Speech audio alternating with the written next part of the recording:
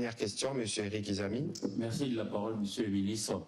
Je commence par vous poser à vous, porte-parole du gouvernement, les questions.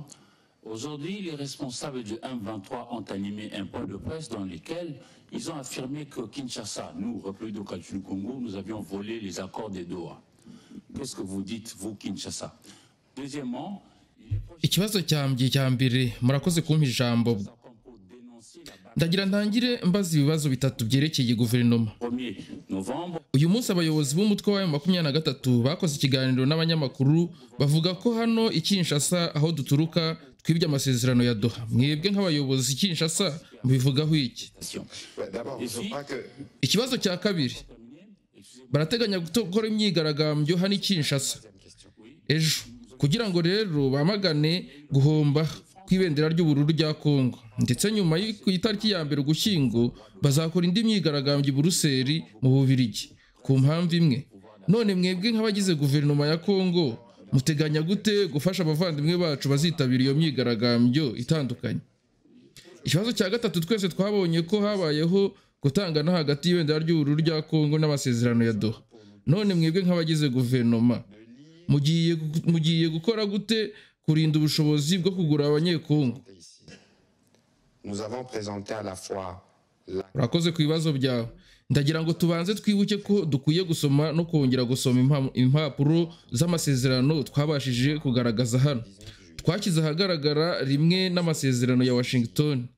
Twashyize ahagaragara amasezerano y'ihame ya Doha yo kuwa 19 Nyakanga. Ndatekereza ko rero mwakurikiye intambwe zimaze guterwa cyane cyane Doha, aho twaganiriye ku masezerano yarebaga uburyo bwo kugenzura ishyirwa mu bikorwa ry'ibihagarikwa ry'imirwano n'uburyo bufasha gufatanya n'umuryango wa CSR guhererekanya imfungwa hakurikijwe amategeko ya Kongo. Mu buhuza hateganyijwe uburyo bwo gutanga raporo iyo habayeho ibyaha cyangwa ibindi byaha by'imitwe iri mu mirwano. Nk'umuvugizi rero wa guverinoma sinshobora gusubiza ibyo bihuha bigamije kuyobya rubanda. Hari ubuhuza kandi hari amategeko yashyizweho, buri wese akwiye kuyubahiriza.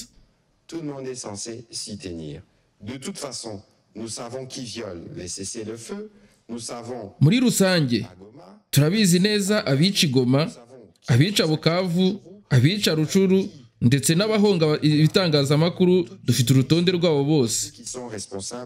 Ni byiza rero gushyira umutima ku by'ingenzi.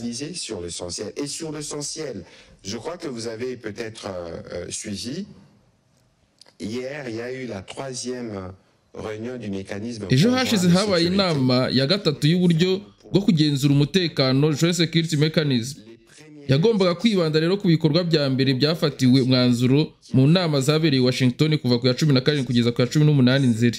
Ibyo byavuye muri iyo nama byemeje n'akanama k'ubugenzuzi kari kumwe n'Abanyamerika ndetse n'Abanyakatari. Par les comités conjoints de surveillance où nous siégeons évidemment avec les Américains et les Qataris. Donc si vous regardez de ces points de vue, il y a des avancées. Sur Doha, nous attendons la conclusion. Niba urebye aho bigeze, hari intambwe zimaze guterwa. Icyo dutegereje ubu ni umwanzuro wa nyuma twatangiye y'icyiciro cy'abafungwa. Dukomeza rero kwihagarikwa ry'imirwano, kandi ubu turi gukorera ku by'ingenzi. Vous fiez aux élucubrations que vous entendez et que vous entendrez toujours. Ensuite, vous posez la question. Ikindi kibazo babajije ni ikibazo kigendanye n'amafaranga y'amanyekongo. Mbere yo kubisobanura, ndasaba itsinda rya tekinike kugaragaza amashusho y'itangazamakuru ryasohowe ejo n'umunyamabanga wa leta ushinzwe ubukungu nyuma y'inama idasanzwe yabereye iruhande rw'umukuru w'igihugu. De conjoncture économique spéciale tenue autour du président de la République.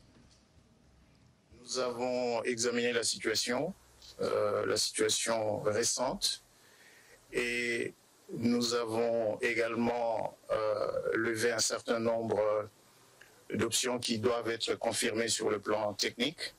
Twasesenguye uko ubukungu buhagaze, kandi twanashyizeho amahitamo azemezwa ku rwego rwa tekinike ku wa gatanu. Ibyo byose bigamije uko igabanuka ry'ibiciro ku isoko rihura n'uko ifaranga rya Kongo ryongeye kugira agaciro, kugira ngo rero abaturage bumve impinduka mu mibereho yabo. pour que les Congolais sentent qu'il y a une réelle amélioration de leur pouvoir d'achat. Voilà, comme vous l'avez suivi, vous savez tous que dans les 6 engagements du président de la République, nk'uko mwabikurikiranye rero mu byo perezida wa repubulika yasezeranyije abaturage, icya mbere ni ukongera ubushobozi bwo kugura bw'amafaranga rya Kongo. Minisitiri w'intebe Judith Sumiyo yagera ku butegetsi twabashije kugumana igipimo cy'ivunjisha gihamye. La stabilité du taux de change ou du cadrage macroéconomique de manière générale, l'objectif pour... Ariko intego si ukugumana ubukungu budahungabana gusa, ahubwo ni ugufasha abaturage kugira ubushobozi bwo kugura. Ibyo rero birasaba imbaraga zihuriweho, harimo n'umuyobozi wa banki nkuru y'igihugu. Pour les Congolais ne peut véritablement valoir que si nous remarquons que les prix baissent sur le terrain. Kugira ngo rero abaturage bumve ko ifaranga ryabo rifite agaciro, bagomba kubona ibiciro bigabanutse ku isoko.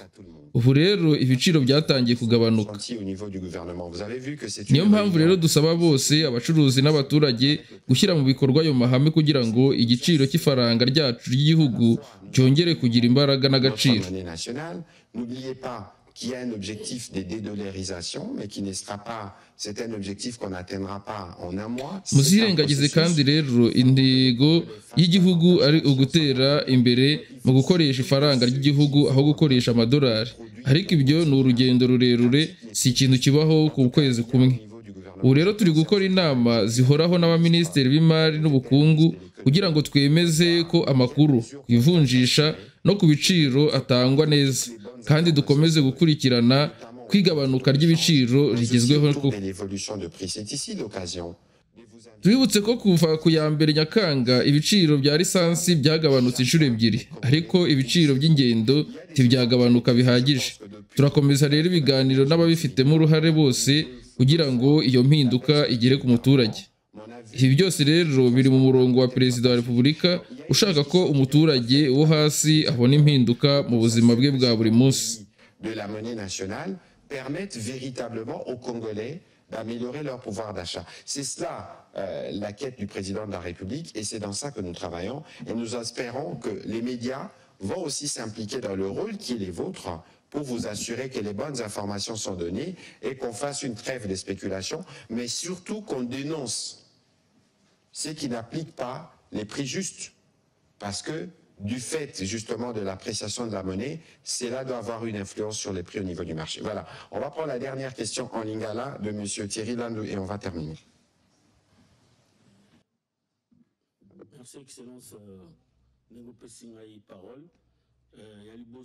Ikibazo cya nyuma rero cyabajijwe mu rurimi rw'Iringara, aho Thierry Langlois yavuze ati: murakoze nyakubahwa, ukuri nuko ibiciro bya lisansi hano i Kinshasa bidahura nuko bikwiye kuba. Abanyapolitike bavuga ko bihanitse cyane. Ndabaza rero nyakubahwa Minisitiri w'itangazamakuru ku byerekeye idolari, imbaraga z'ifaranga ryacu mu gihe ubu ivunjisha riri hagati y'ibihumbi 25 ndetse n'ibihumbi 23, kandi mu masaha 48 ashize ibibanza by'amavuta byagoranye kuboneka kwa lisansi. Guverinoma rero yavuze ko iri gukora ibishoboka byose kugira ngo ifaranga ry'igihugu rikomere kandi ryongera agaciro karyo, ariko turacyabona akavuyo mu isoko, abaturage ntibarumva impinduka. Ni The Quick Times News rero nk'ibisanzwe, reka mbareke mukomeze mukurikire aya makuru mu rurimi rw'Iringara. Turagaruka mu kanya nabwo tubabwira ubisobanuro bw'amakuru. Nta kindi usabwa uretse kureba aho handitse subscribe ugakandaho utarabikora, hanyuma nawe ukaba umwe mu banyamuryango ba The Quick Times News, tukajya tubana 5 kuri 5 mu makuru nk'angaya azira ku gihe.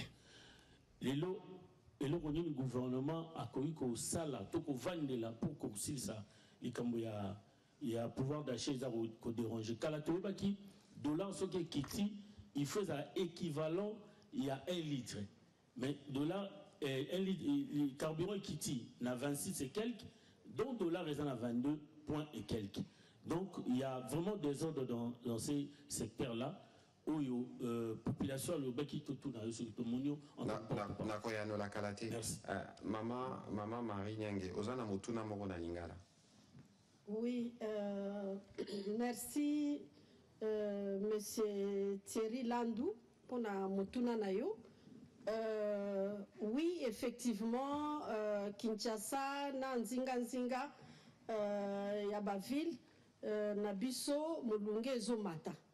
Ezali komata principalement du fait il y a déboisement, c'est-à-dire bakati banzete nzinga ya Kinshasa nyonso, banzete ya plateau ya bateke, banzete ya Kasangulu, ok même ti Mbanzangungu kuna ezaki ko aider na ko réguler kokitisa Mulunge ezaki pe ko permettre que mbula ino kaka parce que mbula ezalaka pe lié na présence ya banzete.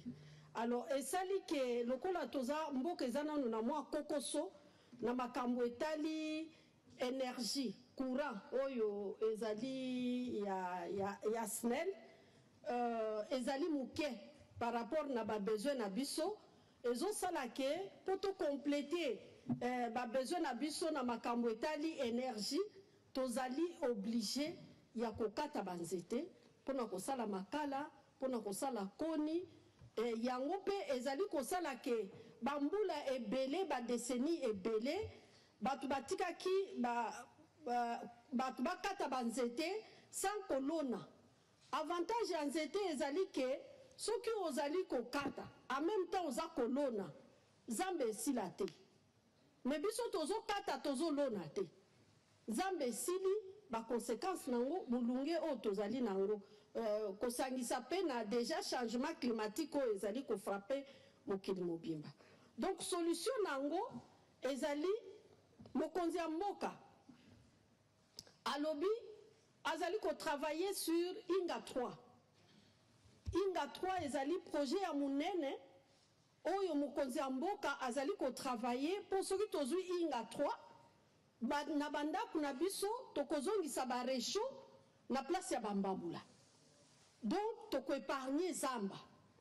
Mais à court terme, à court et moyen terme, donc on a mikolo ezali koya na o ezali koya kuna ministère d'Abisso na cadre ya programme ya la forêt c'est nous à prévoir reboisement tout autour ya Kinshasa kozongisa Zamba tout autour ya Kinshasa pe na ba bisika o lobi Bandundu Congo central toko sala musala na bilenge oyo bayekola classe ya nzete donc bayekola ndenge nini kolona nzete ndenge nini kobokola yango ti yekola ndenge nini soigner yango soki ebeli. Donc bajeune wana oyo nalobi 900 wana na cadre pe ya programme oyo président alobaki ya kocréer baemploi vert ekosalama déjà na cadre ya kozongisa Zamba tout autour ya Kinshasa pe tout autour ya ba grande ville. Bisika nyonso bamboka totambolaka okomona ata eza mwa mboka moke batongi bandako na ndenge ake bazamba ezala entre ba quartier pour permettre ville epemaka à travers banzete. Donc tozali na programme wana toko sala donc d'une part kolona banzete, d'autre part président azali na programme oya munene oyake soki Inga 3 et bandi musala nango en tout cas na ville ya Kinshasa batu bakobosa na mbabula et bazamba na biso ekozala épargné. Voilà, na motuna oyotoni moko na moko aza na responsabilité na ye. L'air omoni ke bazo kata nzete bo okipe koyokana sur omoni mutazo kata nzete bo lokipe beaucoup na nde bongo to kobatela parce que maram to bandai ko loba izapeka neti makambo assainissement ko batela environnement ko batela nature na biso. Alors na motuna oyotuni ozongeli motuna franc-congolais.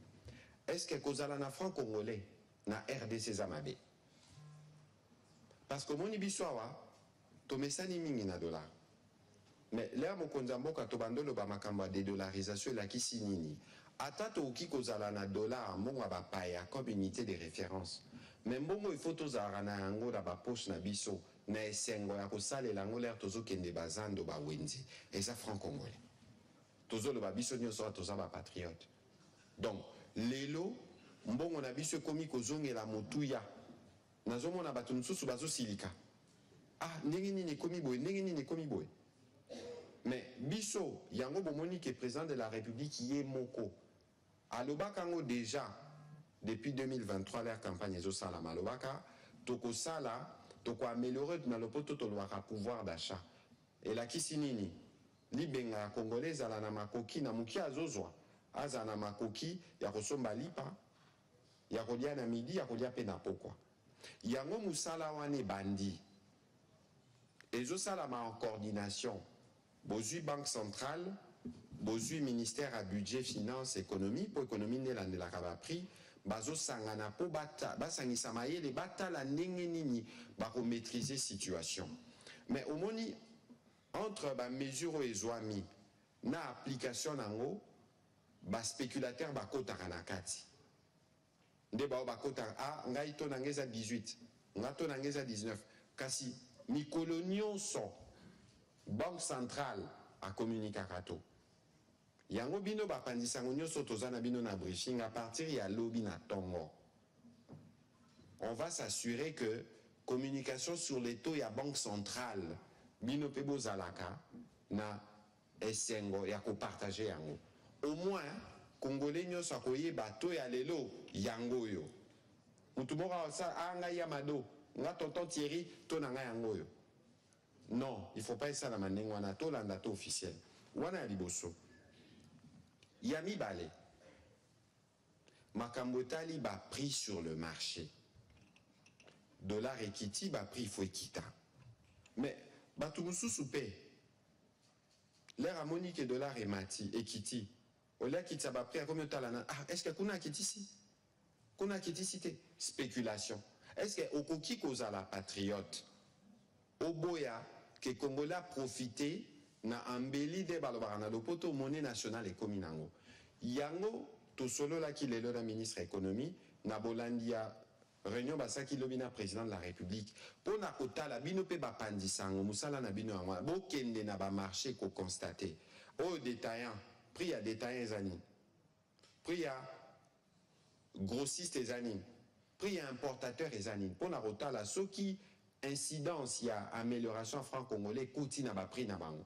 oyo ba prix na bango eza ba prix juste te bokoki pe ko dénoncer bango comme ça progressivement biso nyonso tozo contribuer pour na ko améliorer quotidien na biso na ba effort oyo gouvernement zo sala bobo sanate que makambo tali politique monétaire ezaka makambo ya banque centrale mais makambo tali politique économique budgétaire ezaka gouvernement yango ba interaction wana ezo sala ma mikolo nyonso mokonzi mboka ye moko alandelaki yango lobi et donc il faut kotala ba mesure ndenge ezwami progressivement tokokoma na stabilité tokozala stabiliser na point moko ale s'assurer que ba prix nyonso ekiti. Alors na makambo etali carburant parce que phénomène où batu ba observa ki lobby batu batala ki yango malamu te ministre Akasia lobby na kanisa ke botala ki communiqué moko lekai na télévision nationale donc eza na pipeline moko pipeline babenga au numéro 66 ya CEP l'air carburé zaki koya eza na ba individu mo bakendaki kotobola batoboli pipeline wana esalaki fuite ya bacarburant yango lobi na pourquoi à la demande du premier ministre tosaki communication moko express pour ba congolais bayoka mais je crois que nyonso wana la situation est redevenue à la normale lelo soki bobimi boke na ba station bo constater que bazoteka normalement soki koko sezali bo kipe kozongela biso po tozongela awa naza ko attirer ba attention à batu nyonso na makambo etali franc congolais o eza